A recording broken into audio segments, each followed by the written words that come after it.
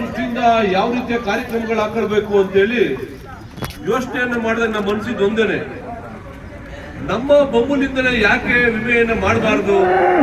ಯಾವುದೇ ಪ್ರೈವೇಟ್ ಕಂಪ್ನಿಗಳಿಗೆ ಕೊಟ್ಟಾಗ ಅವ್ರು ಲಾಭ ಇಲ್ಲದೆ ಮಾಡ್ತಾರ, ಅವ್ರು ಲಾಭ ಮಾಡ್ಕೊಂಡು ಅವ್ರು ಹೇಳ್ದಂಗೆ ನಾವು ಕೇಳ್ಕೊಂಡು ಹೋಗ್ಲಿಕ್ಕೆ ಸಾಧ್ಯ ಇಲ್ಲ ಅಂತೇಳಿ ಬಹಳ ಗಂಭೀರವಾಗಿ ಚಿಂತನೆಯನ್ನ ಮಾಡಿ ನಾವೇ ವಿಮೆಯನ್ನ ಮಾಡಿಸ್ತಕ್ಕಂಥದ್ದು ಅಂತೇಳಿ ಪ್ರಾರಂಭವನ್ನು ಮಾಡಿದೀವಿ.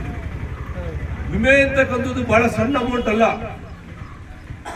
ನೀವು 25,000 ರೂಪಾಯಿಂದ 1,20,000 ರೂಪಾಯಿವರೆಗೂ ಕೂಡ ವಿಮೆಯನ್ನ ಒಂದೊಂದು ಹಸುಗೆ ಮಾಡ್ತಾ ಇದೀವಿ ನಾವು. ಈ ಸರಿ ಲಾಸ್ಟ್ ಟೈಮು ಬರೀ 5% ಹಸುಗಳಿಗೆ 1 ಲಕ್ಷ ರೂಪಾಯಿ ವಿಮೆಯನ್ನ ಕೊಟ್ಟಿದ್ರು.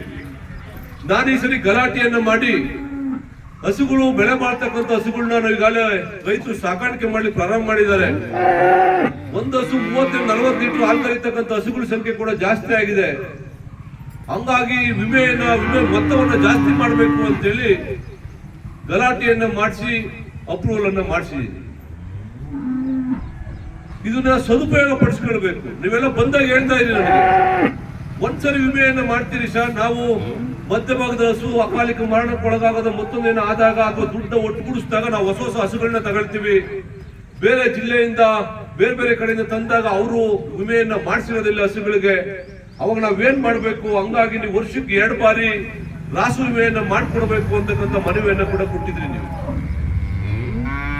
ನಾವು ಅದನ್ನು ಕೂಡ ಗಂಭೀರವಾಗಿ ತಗೊಂಡು ಡಾಕ್ಟರ್ಗಳು ಕೂಡ ರಿಕ್ವೆಸ್ಟ್ ಮಾಡಿ ಸಿಬ್ಬಂದಿಗಳಿಗೆ ಕೂಡ ದಯವಿಟ್ಟು ವರ್ಷದಲ್ಲಿ 2 ಬಾರಿ ಆಗುವ ವಿಮೆಯನ್ನ ಮಾಡಬೇಕು ಅಂತಕ್ಕಂಥ ನಿಮ್ಮ ಮನವಿಯನ್ನ ಪುರಸ್ಕರಿಸಿ ಬಯಸ್ತೀನಿ. ನಾನು ಬಂದಿರೋ 2 ಸರಿ ಮಾಡೋದು ಒಳ್ಳೇದ ಕೆಟ್ಟದ್ದ? ಚಪಾಳೆ ಹೊಡಿದಪ್ಪ, ಮಾಡಬಾರ್ದೇನೋ ಅನ್ಕೋಬೇಕಾಗತ್ತೆ. ಕರೆಕ್ಟ್ ತಾನೆ? ಹಂಗಾಗಿ 2 ಸರಿ ಕೂಡ ವಿಮೆಯನ್ನ ಮಾಡ್ತಕ್ಕಂಥ ಕೆಲಸವನ್ನ ಮಾಡ್ತೀವಿ.